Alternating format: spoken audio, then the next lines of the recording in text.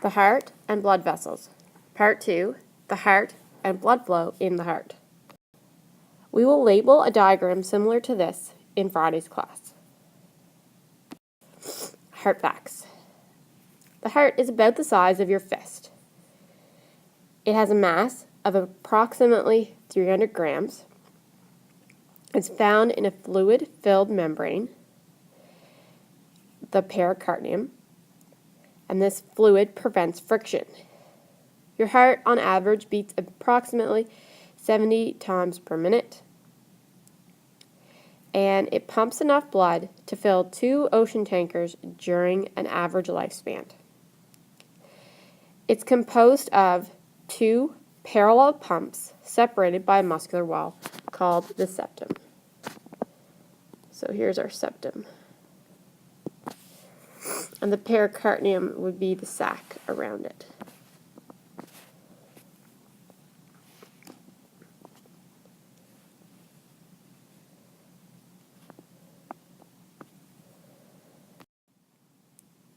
Pumping action is synchronized. The pumps beat in unison.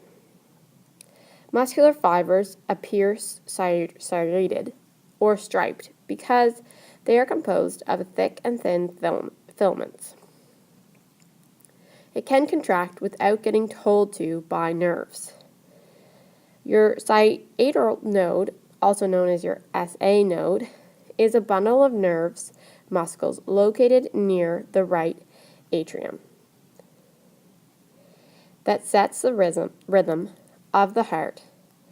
It is the heart's natural pacemaker.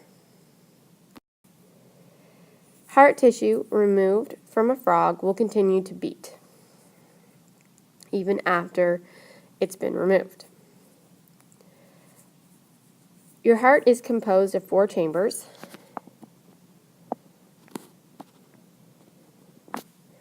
The 2 on the top are the atria and receive blood.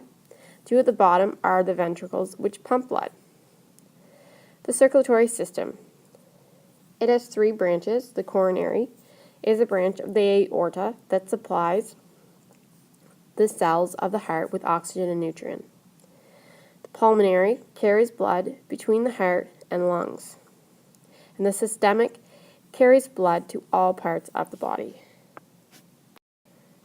Blood flow in the heart. So, blood is carried to the right atrium by 2 major veins. Your inferior vena cava and your superior vena cava. It's your inferior and your superior.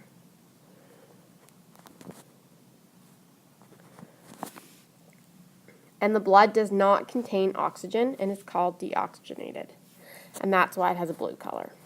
Okay, and it's going to come into your right atrium.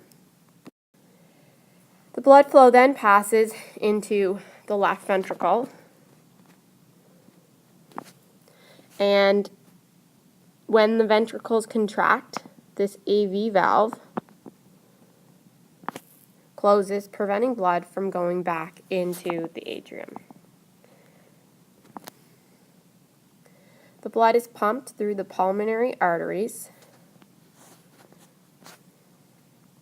to the lungs. As the ventricle relaxes, your SL, semilunar valve, closes and prevents blood from flowing back into the ventricle. At the lungs, the blood picks up oxygen. Blood returns to the heart in the pulmonary veins.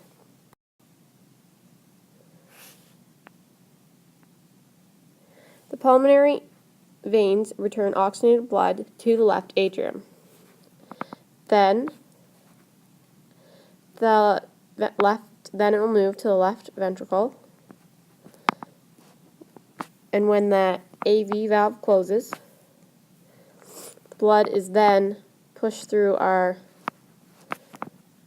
SL valve, the semilunar valve, and out through our aorta.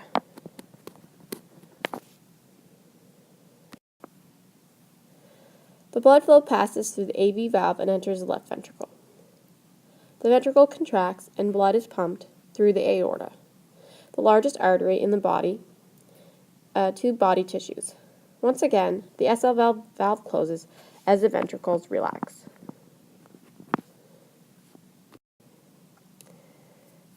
So the major circulatory systems in the human body. So we've talked about the coronary system, and again, it supplies blood that has nutrients and oxygen for the heart. So its main purpose is just to supply the heart with nutrient and oxygen. The second one is a pulmonary, and this circulatory system that transports blood from the heart to the lungs, gets rid of carbon dioxide, and picks up oxygen. Then we have the renal. This is a circulatory system that carries blood to and from the kidneys. At the kidneys, liquid wastes are removed. The third one, the hepatic portal, circulatory system that transports blood from the digestive tract to the liver. The liver converts the nutrients absorbed from the digestive tract to glycogen, which can be moved around the body. The systemic, which is one of the three we've referred to before, is a circulatory system that supplies all other areas of the body with oxygen and nutrient and carries carbon dioxide and waste away.